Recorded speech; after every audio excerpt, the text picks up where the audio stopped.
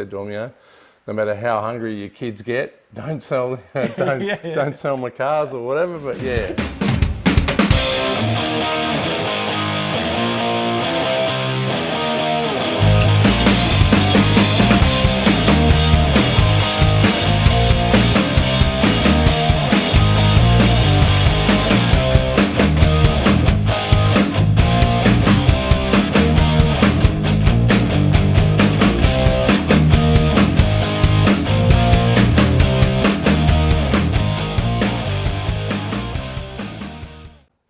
Hey guys, it's Phil from Aussie Garage. I'm here with Andrew this morning. Andrew's also part of West Coast Vanners, the club we're in. So what we're going to do is we're going to have a look at his collection today and take a tour around all the bits and pieces he's got. So, Andrew, how are you?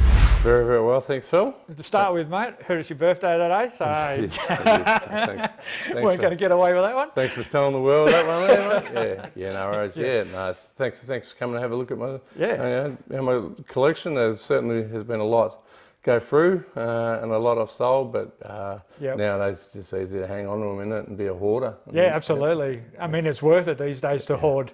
Absolutely. That's it. Absolutely. Cool. So, I mean, this is what the longest one you've had in the collection, isn't it? Is just Sandman? Second longest. Second Camaro, longest? a Camaro I've owned the longest. Yep. So I bought an Aqua HX panel van when I was 18. That was my sort of second car. My brother gave me his HR sedan. It was a bit so it was a bit too hot to drive around. So I bought a Sandman's are all the go.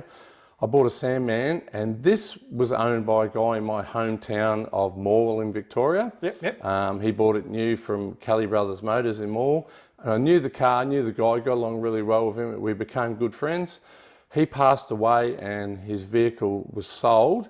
And it ended up maybe 20 years later down the track. I bumped into a guy and he said to me, "Oh, my brother still got his old HX Sandman. Are you interested?" And I just sold my Sandman, a green one that I had, to buy me a Camaro and build a hatchback Tirana. I went and had a look at it, and I went, as soon as I walked in, I went, "Oh, that's Doug's car." Straight away I knew it was. And I said to the guy, "I got to buy it, nice and quiet." "Oh, I'm not really that interested." And I think I paid about $5,500 for it, but it was just absolutely ruined. I had windows, because I remember Doug had put bubble windows and stuff in it. The usual 80s kind of look. Look. So I bought it, stored it in the shed for a couple of years, and then when I shifted from Melbourne over to Perth, I thought, well, there's a good thing, until I get to know people. Had a bit of a hard time with it when it comes to rebuilding it. I did all the body, I put it on a rotisserie here in the shed, did all the rust, did all the body, and then I gave it to a panel shop up in Mundaring who, because all the primer had been about 2 years old, it was very hard. They hit it with an orbital and just absolutely destroyed the body. Painted it, and then I went and picked it up, and I was just really, really unhappy. So I decided to get a local panel shop. I just couldn't be bothered, between work and everything, I just couldn't be bothered doing all the body work again. So I paid a local panel shop to do it, sat in there for about a year. They blasted it all back, with soda blasted again to get it all back to bare metal, and he went bankrupt. So then I had to get it back out, and then I just about had enough. I was just going to put it in primer and leave it in the shed for another 10 years. And then a well-known Perth Car guy called Peter Stampoli texted me and said, "Mate, if you want some help, I know a guy that'll help you." He set me up with a guy. Him and I did the body, and then we did the paint ourselves. So it's turned out really, really well. It must be about 6-7 years old now, and it's still hanging in there really, really well. I've sort of, we made sure, minimum amount of bog and stuff. Spent a couple hundred hours on the windows and everything to weld them all up, as your old van was. Absolutely. And it did a beautiful job. So perfect. I mean, the colour is brilliant. What kind of colour is this called? Cool. So the car was originally called Firethorn Red. I painted it Firethorn Red. Well, the panel shop that did the crappy job painted it Firethorn Red. And it just looked terrible. Like it wasn't the colour that I remember it being. So this one's actually a HX colour. It's factory. It's called Bordeaux. And it's got a really nice, in the sunlight, really nice gold metallic all the way through it. And perfect. Everybody comments on the car. They just say, absolutely. And what's it, you're running on the original 14s or you're running on 15s now? No, so I've got about 4 or 5 sets of wheels for it that I just keep swapping around. But I bought a set of these alloy 15-inch GDS. I've got a set of original 15-inch GDS that I stepped up from 14s to 15. Got a set of Convo Pros, got a set of welds for it. So I just swap it around, but my wife always tells me that I got to leave the GDS rims on it. Well, these just suit the car to a T, you know. So, and as far as the running gear at the moment, what's it running? The original 253's in the shed. Yep. I've got a stock standard 308 in it, T5 5-speed. So original motor and gearbox are in the shed if you ever want to, and then the original 336 limited slip rear end. Yeah, so perfect. It's all absolutely bog standard. Yeah, so it makes it really reliable. Oh, absolutely. And very, very easy to drive. You know, it's good on fuel. I'd get in this and drive it to Melbourne, you know. Yeah, absolutely. Well, we know that from being at shows and everything like that, this kind of van does attract a lot of attention. Yeah. Good and bad, of course. Yeah. But, you know, mainly good. Yeah. But like anything else, these are the types of vans that none of us can leave at shows without being supervised. Yeah, oh, absolutely. People with the grubby fingers, unfortunately. Yeah, and opening doors. Absolutely. I just had a mate of mine fix a little dent. He does the little painless dents. Yep. Somebody must have gone past and hit the side of my car and put a little dent in it. Yeah. And with this colour, it just stood out. So yeah, absolutely. I mean, I've actually been to car shows where I've seen people get into your Sandman and actually open the door and get into the car. So well, what happened at that Big Boys Toys last time, and then the guy spilled his drink all over my car. That's right. I get that. It sucks. You know, you have to watch him. Every time you come back from a car show, you've got more scratches. But you know what? At the end of the day, people can't look at your car and go, hey, they drive them and they use them, you know, like, I mean, a stone chip or whatever is not really going to matter, you know. Yeah, so, that's just it. But yeah, I really, you're right, it does. It appeals to some people. You know, some people always say to me, you know, I didn't have it decked out in the back for a long time. Yep. And people say, oh, it's not really a panel van, it hasn't got a mattress, hasn't got cupboards or whatever. Yeah. So my wife, Jill and I, we just one time thought, well, let's make it, you know, so we made the backup in the sense that I can have it back to stand in about 10 minutes. Just all, perfect. You know, Velcro's in and, you know, it sits there nice. So, well, I mean, I had mine fairly standard. I only had the mattress in the back of mine. And I either got good comments or bad comments. Yeah. People liked it or I hated it. Yeah. And they wanted me to do more with it, but I liked it that way. And you know what? At the end of the day, it's your car, so you have it how you want. You know? Absolutely. I mean, I'm a firm believer that, you know, like some people will pick me up and go, oh, it's black on the inner guards here, that should be red. Well, you know, I just had the black paint and thought, oh, okay, you know, whatever. Yep. It's an original Sandman. It's fairly close to original, but I mean, we all do our little bits to make them different. Absolutely, don't we? You know? absolutely. So, you know, mine was the same. Mine was the original 6, but it didn't come out with triples. But I put triples on mine and worked the hell out of it and made it better. Yeah. So, and I liked it that way. So it's all about individuality, isn't it? Absolutely. So, I mean, this one here, like you said, this one's numbers matching. So you've had this for a long time, even though the original motor's in the shed. But that's all on good. the engine stand right here. Just that ready to go. That's it. So, so if I ever wanted to sell it, I'd probably just pull the motor and gearbox out and put the original 253 4-speed in. But it's a much nicer car to drive with a T5 5-speed and 308. I mean, if I was when I was looking for a motor, because this one was getting a bit tired, I just thought, might as well put a 308 in it and go a little bit better than, you know. But absolutely. I mean, not that a stock 308 goes that well, but it's still pretty good. Yeah, it was still a nice cruising car. So that's what you want. Yeah, exactly. That's what you want. And we can cruise up to, you know, the car shows in Donga, or you can go to Kalgoorlie or whatever, and it just cruises along beautiful. Yeah, perfect. No, it's definitely a nice looking van, and it's always been one of those ones that, like I said, everyone comments on. Yeah. And it's one of the well-known ones in the club, so that's for sure. No, it's definitely perfect. And everything you've done with it, like even how you've decked out the back, which we'll see later, like it's just done classically. Without being over the top or things like that. Look, I mean, I didn't bother hiding wiring and stuff like that because Like, you know, I used to have a show van called Vandal, which now is in Darwin. Yep. You know, hot ass green, you know, 355 stroker, fuel injected, you know, 9-inch, all the stuff. You know, Yep. unfortunately, my brother owns a diff company in Los Angeles, so 9 inches. Just about all my cars have got 9 inches in because Perfect. yeah, because he definitely looks after me. Yeah. But I just, you know, I hit all the wiring and stuff in that. But at the end of the day, I wanted to just go back to a standard car. So Yeah, you know, absolutely. and then when Doug's car come up, I just thought I've got to have that, you know, because that's a part of my, you know, we used to cruise down to Phillip Island on the weekends and, you know, pretend to surf. You know, not that we could, but we fell off a lot.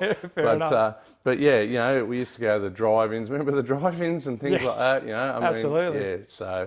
So it was really nice to be able to get his car, and I always loved his car. You know. Yeah, absolutely. Yeah, I Nah. mean, it was just Perfect. but I can't remember Firethorn Red being that horrible. So, you know, no offense to anyone, it's got a Firethorn Red car. It just wasn't. Yeah, it's a really. Well, sometimes it doesn't appeal. Yeah. That's it. It just doesn't appeal. And it did appeal to me when he was younger with the bubble windows and all that sort of stuff in. But Yep. yeah, but it was, look, it was, had a little bit of rust in, you know, the usual around the cows and the, you know, like floor pans and stuff. But the back and everything was really, really good. Like it was, awesome. You know, but after he'd passed away, somebody had gone in the shed and stole the GDS dash, the GDS steering wheel, you know, stole the carby, you know, like, you know, they just ransacked the car for little bits and pieces here and there, you know, which in turn you sort of got to chase up, you know. I mean, buying a GDS dash now, people want, you know, you can put a deposit down on a house or what people Pretty want. much, yeah. I mean, parts and everything are getting really, really expensive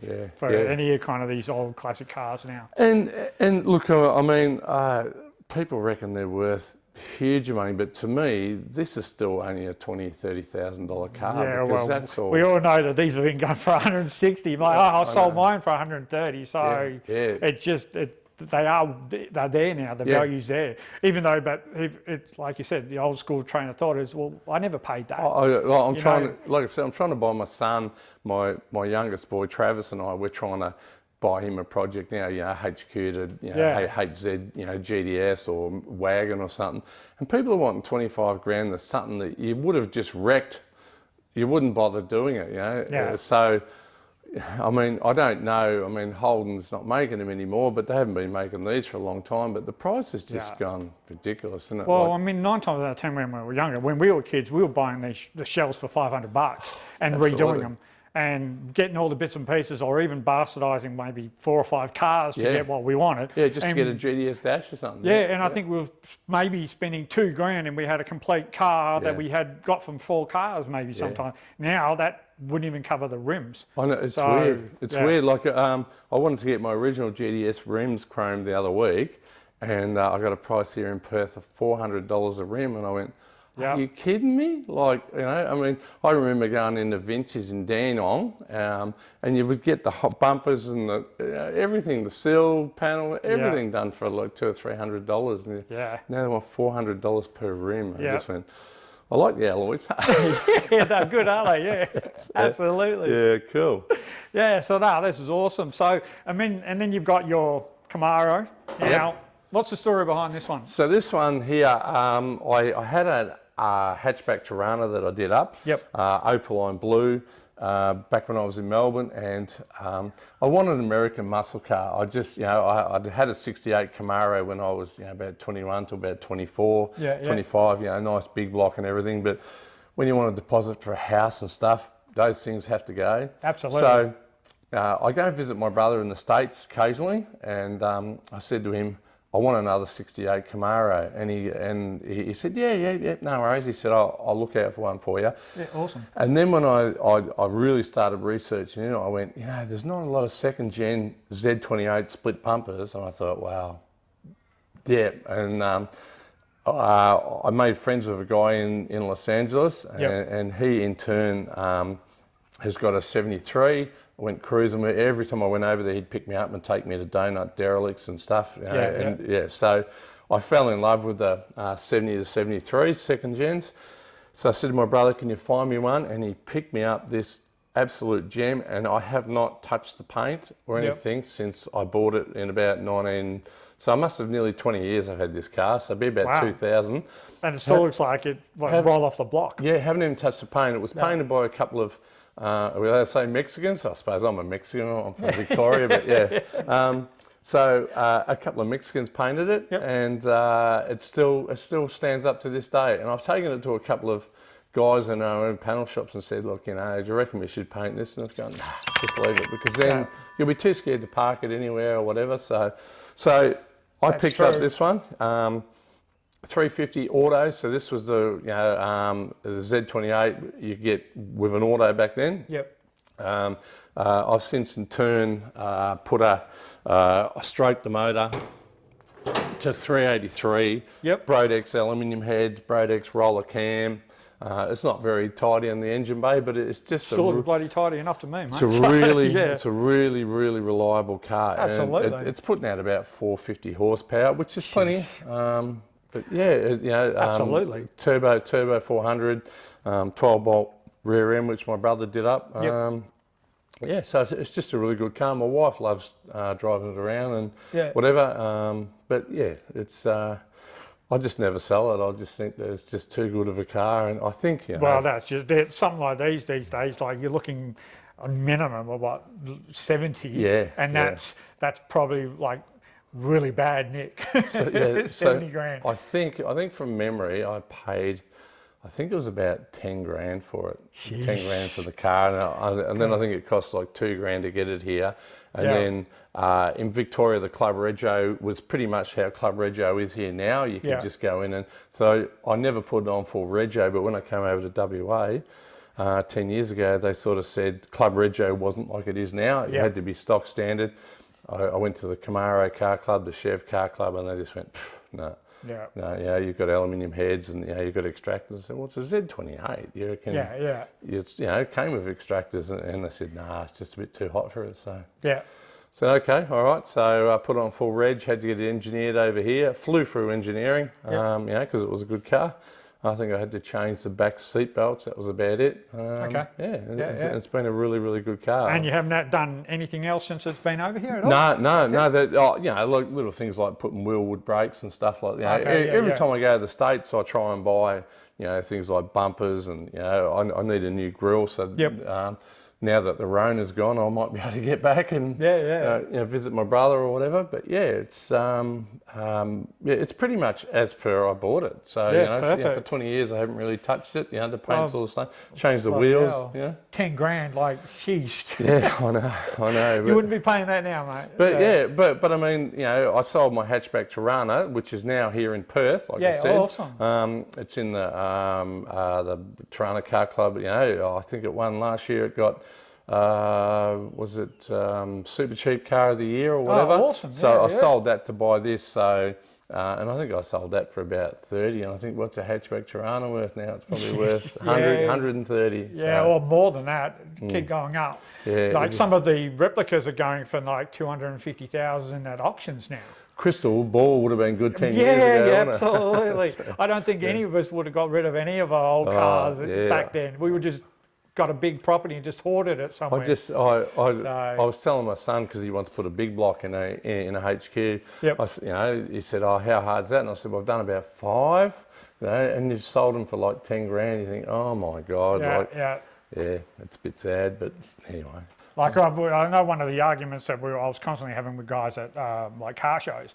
People were going, well, 130 grand for a car. Like, no, that's bullshit. Like, I'm not going to buy that. I go, have you ever tried rebuilding these? Oh, absolutely. Like, you can't get anything under like 75,000 K to rebuild a car pretty much from scratch. That's right. Especially on this era with the parts and the labour alone. The labour is the one that kills you. But absolutely, everything from chrome to rubber kits to interior to wiring to paint. Like even headlights, everything costs just so much money. Every time you go into Rare Spares, you sort of get that little, someone's just jabbed me with something. Because it's $300 for a console or whatever. Oh my God, and then when you want the interior, and it's just over the top, Absolutely.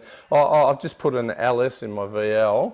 So that's the baby of the group. So let's go down and check that one out. Cool, no worries.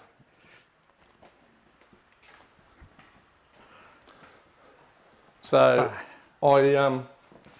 I bought this probably about 3 years ago with the intent of, you know, putting the big turbo and everything on it.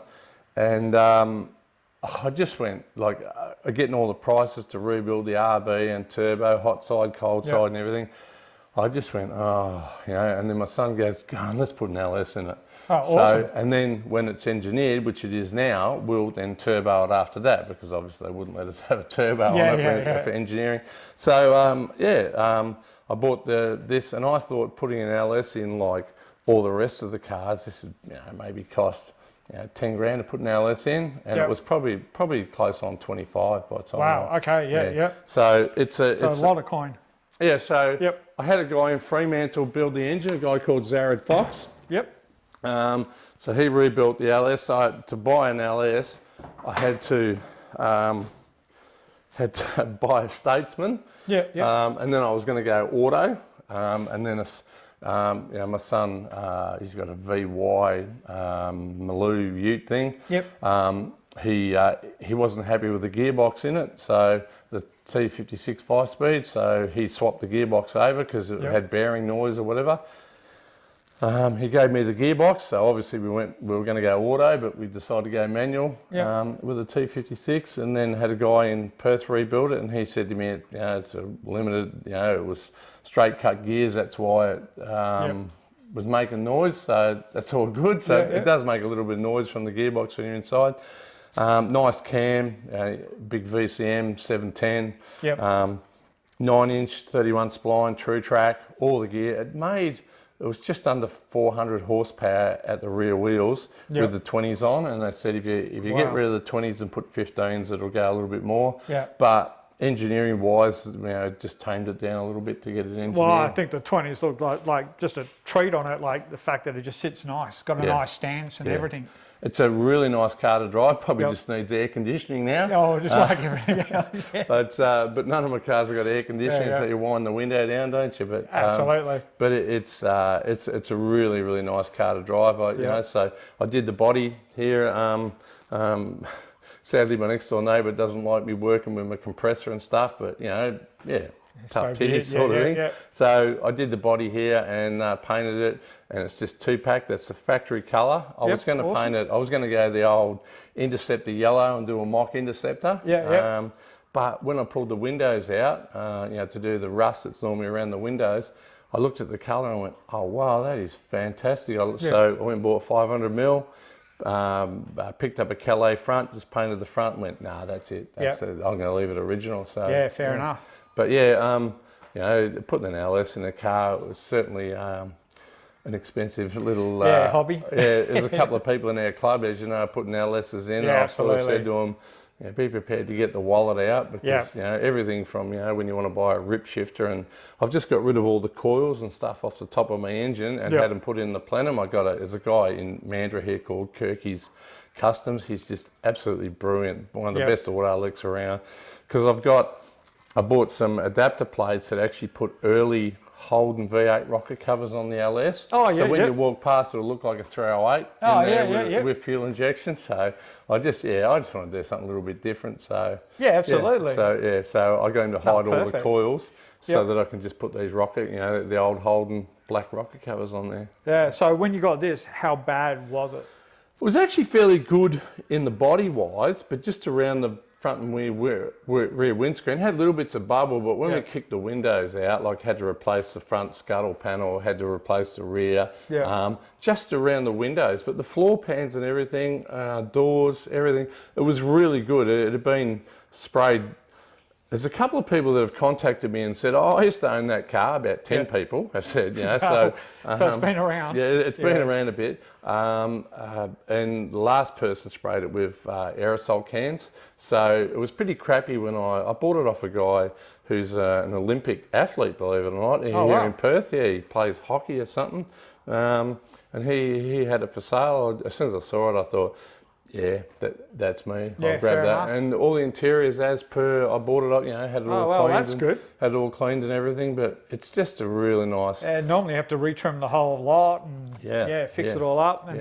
And have you kept all the original gauges, or you gone aftermarket gauges? No. Went all original, but put Walkinshaw dash in, and then had to send it off to the instrument paste to, so the tacho works with the speed, the computer and oil pressure and amps, and had to go and buy. That's why it costs so much money, like a speed box, for the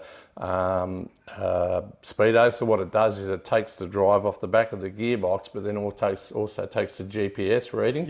So your speedo, once it, like you get out on the street, when you repower the car back up, you drive for about a K, and the speedo is actually changing all the time, and then it just goes and it actually stays, recalibrates itself. Recalibrates it. So awesome. speed box, and that was $700-800. Rip shifter was $1,000. It just keeps going on and on and on. And it just every time I turned around, I was putting money in my pocket, trying to hide it from my wife.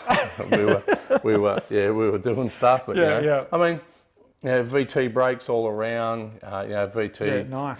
VS power booster, VT master cylinder, so it stops and goes and handles and does everything really well. It's really, taken it to the drags a few times and had a few laughs and, raced everyone. It's so good. Last time I was at Kwinana, we were racing there, and I was racing against a guy in would have been a VE GTS. And I kept beating him. He's got $120,000 car, and I got an old Nana's, VL that was just blowing him away. It was good stuff. Awesome. It was good stuff. No, perfect. A little bit low on the traction because I wouldn't mind some better tyres and whatever. But it just sits nice. I like the fact that it has that stance. It's not sitting too low, I don't think, compared to some of the old cars I've seen. Half of them you look at and go, there's no way you even fit a Coke can underneath that, let alone anything else. The only thing I had to do for engineering was take the 20s off and put 16s on. Because the engineer just wouldn't engineer it with 20s. So, fair enough. And that was good. Awesome. No, but it looks nice. The colour is amazing. I always like that kind of. What kind of colour is it? Because it's like a teal. So it's called ice blue. Factory ice blue. So, nice.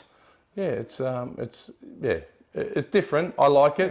Like I said, I was going to go the Interceptor, the look, but after, and my wife said, you've got to put a Calais front on. She goes, I hate those standard fronts. It probably upset a few purists, but So, well, at the end of the day, like you said, it's how you interpret your car as your car. So spot on. That's just it. And I know back when we were kids, these were always one of the favourites. Everyone loved them. Because they either had the 6 and the turbo, or they had the 8. And they just ran them into the ground because they were just so good.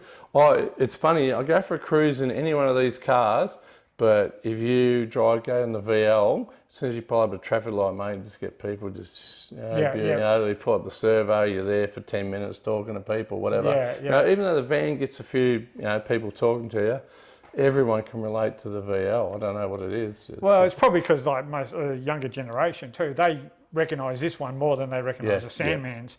Because the 70 childs of baby boomers were in these ones, whereas Generation X were driving around in these, smashing these. So I laugh when you go to panel van shows, and I'm sure we've laughed about it before, that you see all the women in their late 50s, 60s standing at the back of the van giggling with their friends, and you just think, We've had a few people go past and go, we've had some fun in the back of those.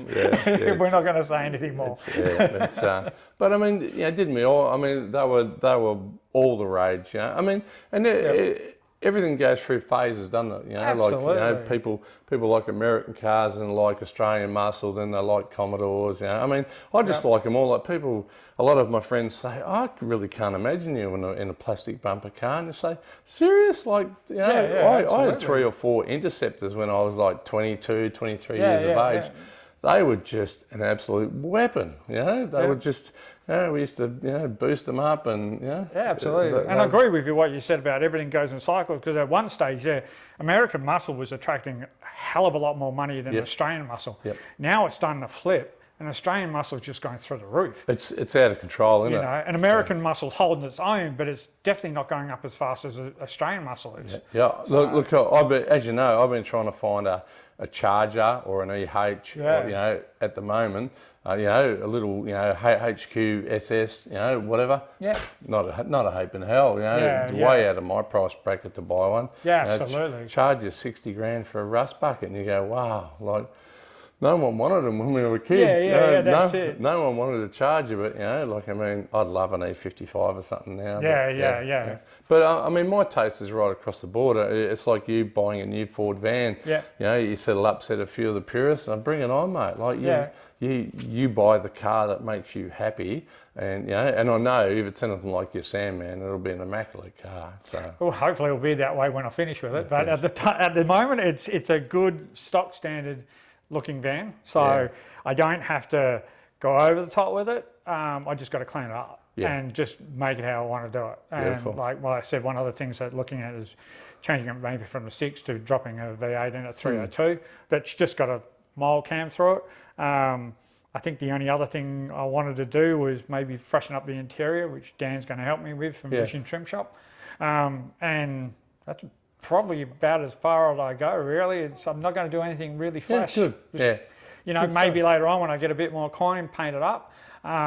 Because at the moment it's got a dull banana blush colour at the moment. Yep. So probably might boost it up to like a marigold or a shell yellow. Yeah.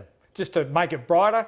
So when you're driving down the road, it really grabs your attention. Beautiful. And that's, look, I mean, as long as you're happy with it at the end of the day, Phil, like I'm happy with all my cars. You know, I'm sure there's things that, you know, like, I mean, people will say, oh, you shouldn't have put an LS in an RB, you know, you should have left your original 253 in that. Why'd you deck the back out for? Why didn't you deck the back out? You just can't. You know, why have you not got cloth trim? You know, I mean, and I know we had those back when we were kids. Like, you know, the first thing we did as 18, 19 was went down the upholstery and, you know, put cloth interior in and put a velour roof lining in and all that sort of stuff. But I don't know. To me, going back sort of original, you know, is really, you know, with exceptions of me VL.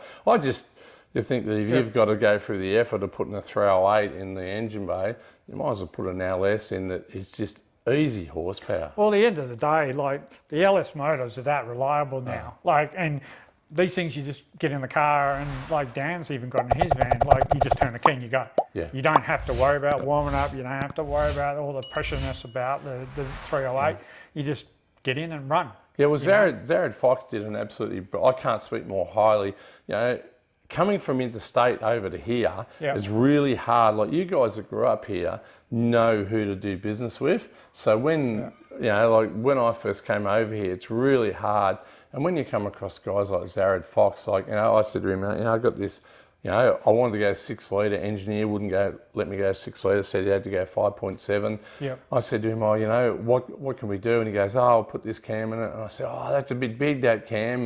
But, you know, like, I mean, he's such a good, knowledgeable person on LSs. I went with it. Oh, you know, so thankful to listen to him. You know, absolutely. I just thought, oh, you know, just a mild little cam in it or whatever. But I mean, and then when you want to drive down the road in 6th gear, it gets phenomenal fuel economy. Like, you know, you can drive from here to Perth and back on 1/4 of a tank of fuel. You know, whereas you know, the old Camaro, you know, half tank, 3/4. Well, I know I couldn't do it in my 6. Yeah. But, you know, like I'd drive up to, well, I think up to Joondalup and back, I'd be on empty. Wow. That's how much you used to suck it out of that car. Yeah, well, triple carbies and stuff on it too. So, it was just one of those cars that was thirsty. So you get them. Yeah, I've really, really happy with that. You know, in fact, you know, I'd try and talk my young boy, you know, out of putting a big block and putting it out, you know, like, you know, because he's had a few LSs and stuff, but they're just phenomenal horsepower. Well, a lot of the guys that are in the club with their vans are all going LSs or something similar to that, you know, because they all want that modern kind of feel to it, but with the old school look. There's a few V6s in there too, isn't there? Absolutely, absolutely. And supercharged ones and stuff. So, and they go like Peter's van, the EH he's got. That goes hard and it's supercharged and it's got a V6 and it's just great. It is a beautiful van. There's a lot of nice vans in the club, and it's good to see. I mean, what have we got, 90 something members No, now? we're actually 108 or 110 now. That's Yeah. awesome. And people, you know, vanning's not dead, is it? Like No. if